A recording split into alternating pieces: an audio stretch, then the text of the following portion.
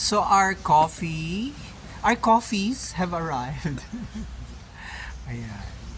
Ahota Key. Castle Rock, let your body the music. Castle Rock.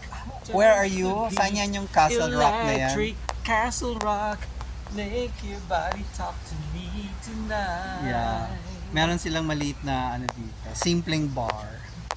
They're serving breakfast for 195 pesos. So, do we put it here para malapit kay TTT? Diyan na lang. No. Dito uli. But you have to speak a bit louder.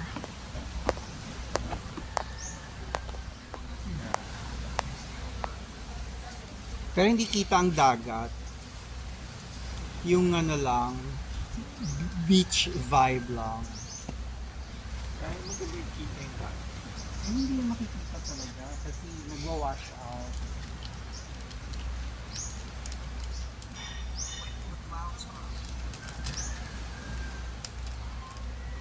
Free coffee.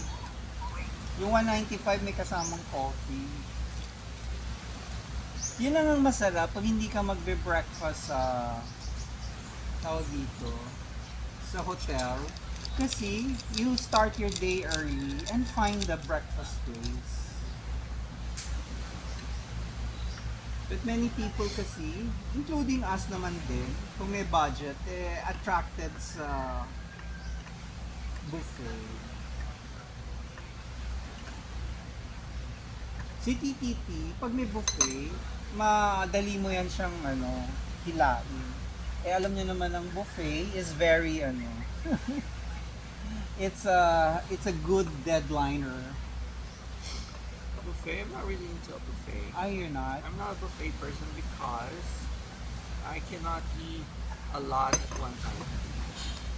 So, actually, lugi ako sa buffet. Ang culture ba ng buffet sa ibang bansa patay gutom? O tayo lang sa Pilipinas ang kung maka-buffet parang mauubusan? Yeah, I guess. But ako naman, kahit hindi pa kahit itong levels, I really cannot. Kasi in other may mga subcultures na ang buffet is they just want buffet because they want choices, diba? Pipili sila, tapos ang amount of food na kinakain nila, ang liit-liit lang din. Kaya when sina Lot and Amanda, they went for buffet in Christmas in namin. Initially, I didn't like it kasi oh my God, buffet, sayang. Naku, baka naman mapanood nila Lot ito. They went through the hardships of organizing the event. Hindi ka naman pala happy sa pa-buffet. Because I'm not a buffet person. Para ka nung sino nga yun, yung in-interview nyo, sila lang nga ang ginagawa ng paraan, sila pa nagsabing, we don't really care about this effort. So, yung host hirap na hirap mag-organize, tapos sasabihin lang ng family of the person na we don't really care.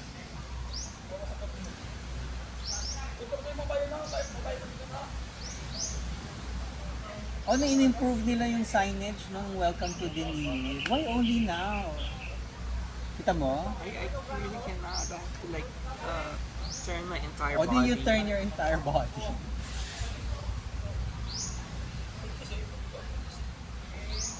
Diba? Kukunan ko yun habang wala pa yung food.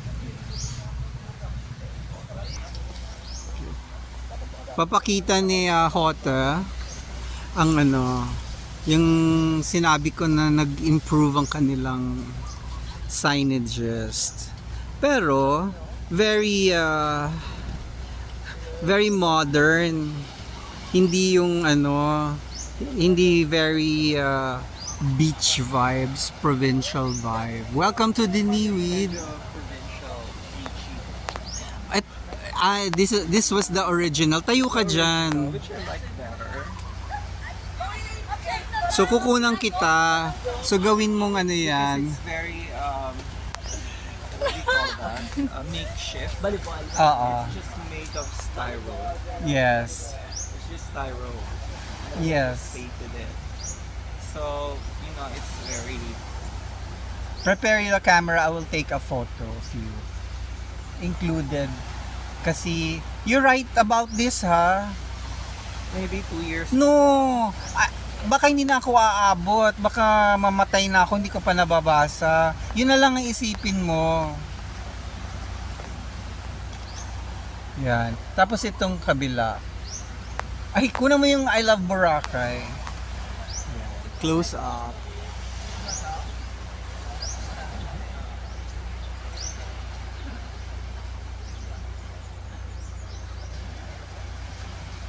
Okay. Dito naman, pakuha ka din. TTT.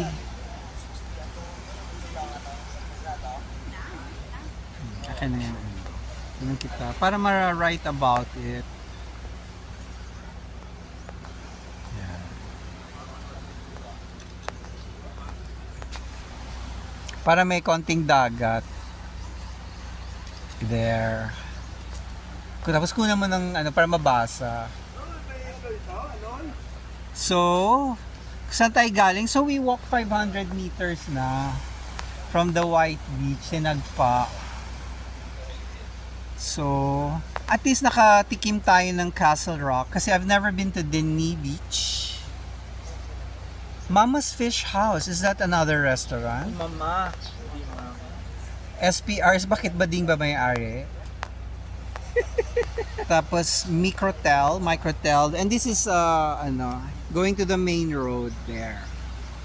Diyan, paglusot mo diyan, going to the main road, but the main road which faces City Mall is super malayo pa. So, you might as well take the tuk-tuk. Pero kasi ako, sa other vlog ko, nilakad ko yon from City Mall to Chillax Hotel, part 1. Then from Chillax Hotel, coming over here to Dinivid, part 2. Kailangan nating i-part 1, part 2. Kasi, katanghalian natin ni-record yon. Hindi natin kayang mag-record ng tuloy-tuloy. Iinit ang ating Android. Oh, another furry. Oh.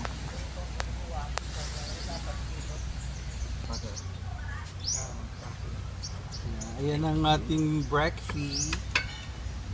Si TTT, ang kanyang in-order ay beef tapa. Ako, bangus. Ay, kakapiranggot ng bangus. Pakuha tayong litras. Ha? Okay lang. Okay lang, pangit din kami mag-picture. Pangit naman ako.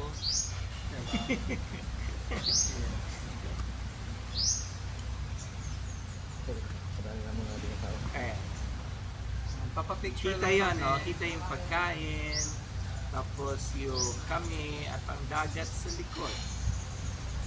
1, 2, 3. Patingin.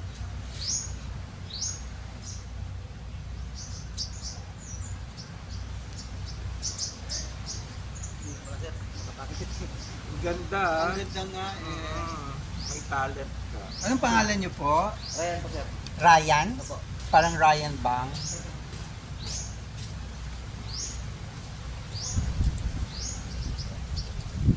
Naku, ang hangin.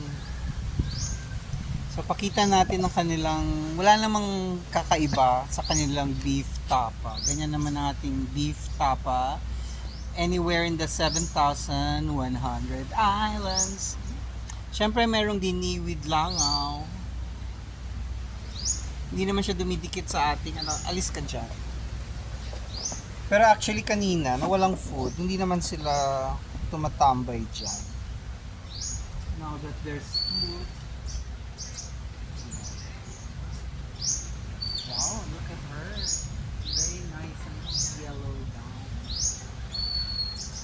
Yan ang mga turista maaga. Saan kaya siya galing? Alam mo yung mga foreigners, dyan sa Diniwid Road, tapos may parang hill going up, dyan yan sila tinitira eh. Yung sa few times na naglakad ako dito, I see them going up the hill with their luggage. Ay, ibig sabihin, doon sila nakatira.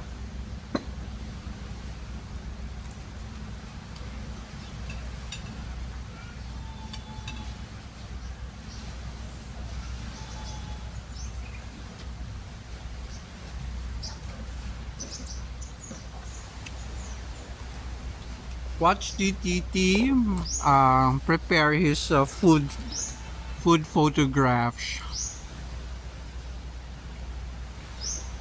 Diba? Ipopost mo ba yan? Baka naman hindi. Sa blog. Mhm. I don't post on soft mode. Wow. It's as if it's something to flex that people are not posting in the soft web. Alam mo, soft med is still okay. Wag lang maging toxic. But ako, I stopped using Facebook. But I did not deactivate. Si TTT stopped posting. But did not log out, did not deactivate, And still lurking. lurking. Alam mo, ano yan? Some people take offense. You see what they post, but you do not share.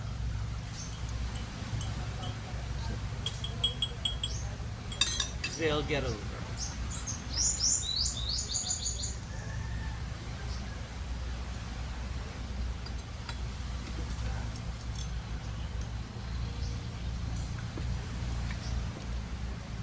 Yung iba naman, nanonood sa post mo, ang damot sa like. Ano ba namang masamang mag-like? Hindi naman nila Baka hindi talaga nila like. kaya nga. Or they don't like it at all. But you don't like because you like or not like. You like to give support. This is not the age of do you truly like the post? No.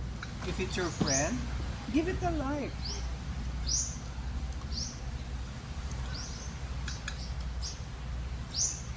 Kasi some of them, they think you are beneath them.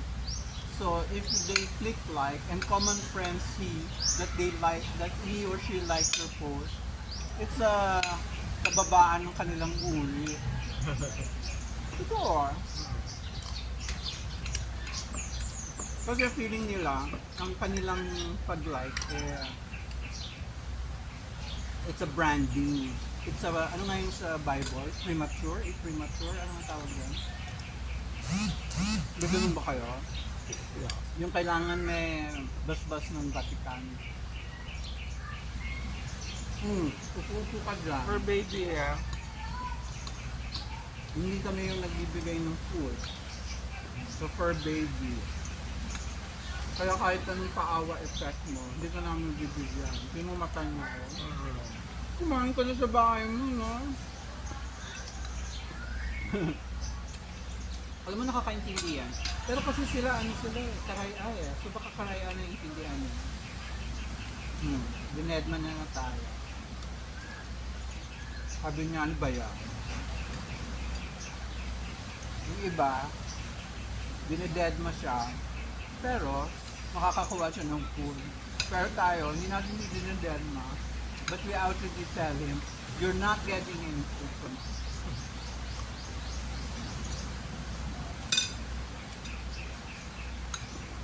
Ako, kailangan natin ng Ice water. Hindi, yung yung parang windmill na gumagano. Yung nilalagay nila sa buffet table. Yung parang sa sa Kuala Lumpur, where we met Joe Sub. Now I see it everywhere, almost, in the Philippines. Kasi dun sa cafe na yun, that was the first time nakita natin. Well, hindi lang tayo masyadong lumalabas.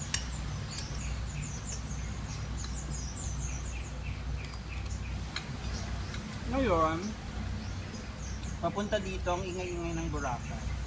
You will hear humming sound from the generator. So problema natin yan. Kasi ngayon naka-canyon kami. Very nice facility. So walang problema. Yung pupuntahan namin is an old place with fewer rooms.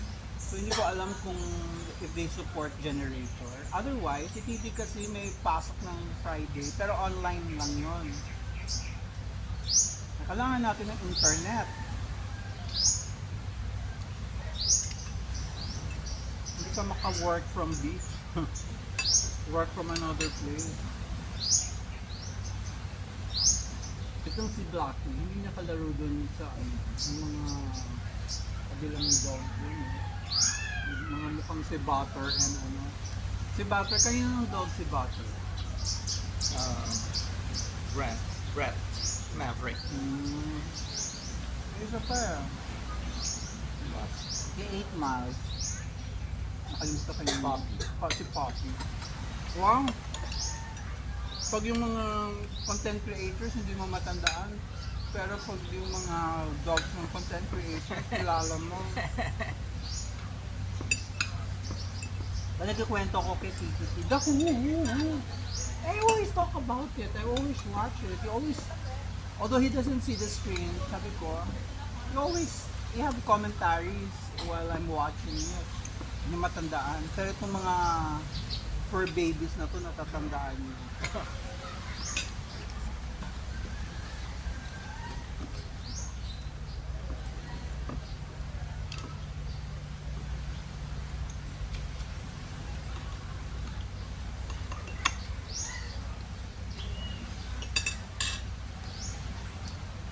So kung ito lang yung pinapanood nyo na video ni namin dalawa, kasi nakakalat kami sa YouTube, various accounts. But for these accounts, para lang may background kami. We're shooting on a February. And dumating kami dito via, nagbarko lang po kami, hindi kami nag-aeroplano. We did not take PAL, Air Asia, Cebu Pac, Sunlight, Tway Airlines, T-Way. May T-Way pa kaya. Dalawa na sila. Nagbarko lang po kami. Pero hindi lang, out. Out. Naku, mamaya, hindi na yung aalis sa atin. So nagbarko lang kami. Umalis kami ng Metro Manila ng Pasay, 2 a.m. Nakasakay na kami sa bus mo. Kasi hinahabol namin yung 7:30 a.m. na barko na aalis ng Batangas. So, itong panahon na to, yung isang bed sa tourist area, mukha siyang barracks, pero aircon, 2,200. Itong panahon na to, anytime, hanggang pag-alis ng barko, 2,200. Pang spontaneous decision kung may access ka sa Batangas port. Kasi kung sasakay ka dun sa any airline, nasa 5,000 to 10,000 depending sa oras. Pag spontaneous lang ang decision mo, biglaan. Paano ba yung spontaneous decision? Kanyang say. Sponty. Oo nga, pero ibig sabihin tama yung word. Impromptu. Ayun, that's the word I've been looking for, impromptu. Hindi namin ayaw namin yung, imagine mo, 10 to 20,000, 10 to 16,000 ang magagastos. Wala pang hotel. Yun, so hinabol namin yung 7:30. Dumating kami dito mga 5:30 p.m. So, ang ganda ng experience. Kasi pwede kang mag-island watching. Well, 80% of the time si Puerto Galera lang makikita. Ay, Puerto Galera, si Mindoro lang makikita mo.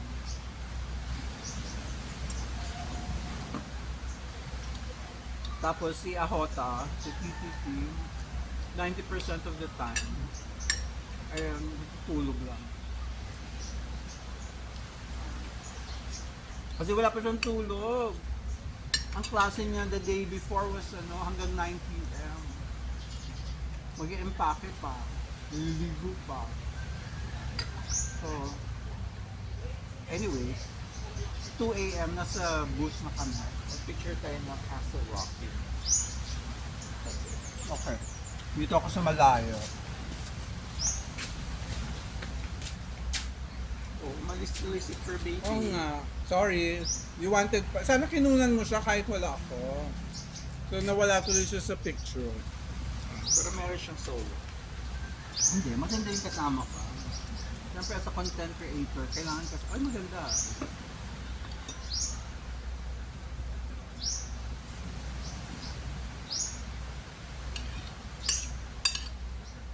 Ano yung hinihiram na picture yung sulat sa'yo? Paet. Asa pa eto? Lagi kang nahihiraman ng picture. Pero iba-iba yun. Yung isa naman, I made it to a book. American author naman siya. She was writing about nurses, American nurses during the World War II. So, Tapos, hiningan niya ako ng photo about yung photo ko sa corridor Mm-hmm. showing the freedom sculpture, bakit? freedom installation. Because, well, this is part of the history of World War II.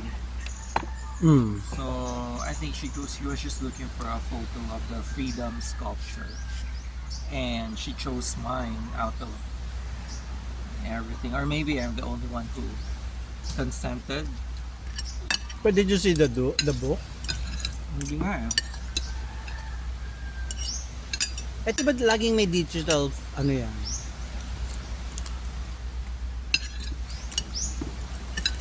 So, hindi mo alam kung talagang ginamit niya. Ano yung picture na yun? Freedom sculpture. Parang hindi ko alam yun. Parang flame siya. Freedom, Mm. flames of freedom. Sa corridor. I was with mom.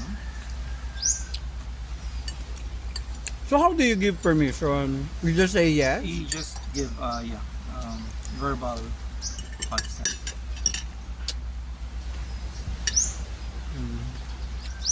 Saan nila ini-imbak yung consent And then niya? CNN Philippines also Used it? used another one naman. Yung Luzuriaga Cemetery sa Mhm. Bacolod, in the middle of the street. Akin yung pinost nila. Kasi yung article nila was about unusual cemeteries. Mm. Dun sa entry nila for Luzuriaga, they used mo. Wow. And I really saw it because it's online. But did they mention your name? Hindi na. But Ay, yung nakalagay president, doon. taken from Transnet. Kuha ko ng ano. May napkin po kayo. Paper tissue.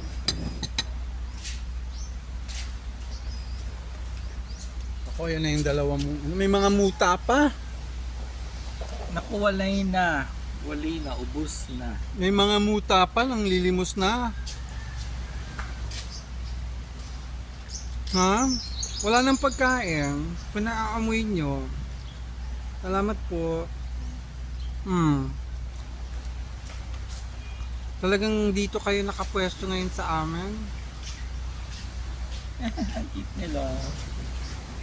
Wow. Oo nga. So ano ang caption mo dyan? Panhandling for babies. Anong tawag? Panhandling for babies. Busog na ako, hindi na tayo magla-lunch. Gusto mo bang magtaho? Bibili ako ng taho.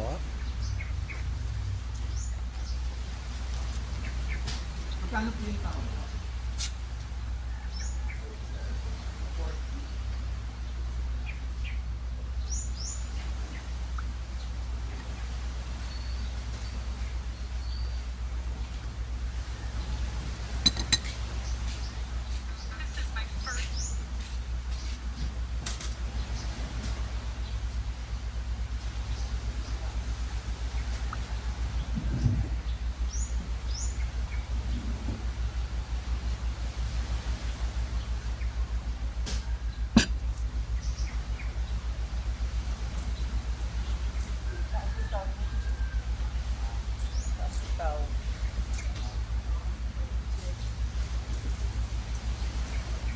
Ati na lang tayo kung gusto mo ng taho. 40 pesos kasi.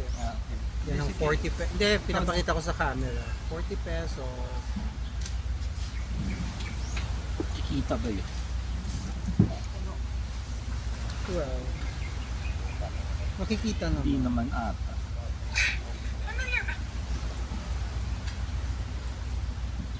Tapos na tayo kumain. Papakita natin yung beach. Pagkatapos, magpapaalam na si Awat. Ako 23 minutes of nothingness in the paradise. So, bye-bye ka na, TTT. Ciao. See. We're closing the Ahota Key vlog for today. Good morning from Boracay. May nabasa ako, bawal sabihing Bora. Talagang merong legal mandates. Well, at least the locals, they cannot use Bora lang. Kailangan, Why? because the name is Boracay, not Bora. So, syempre, kung dayo ka, call it whatever you like. No one's gonna stop you. But if you're from here, let's call it Boracay. Yan ang totoo niyang pangalan. Huwag mag-imbento ng pangalan. Okay, babay na din kay Blackie. Naku, nag-stretch pa si Blackie. Alam mo yan, may sab kang babay ilan.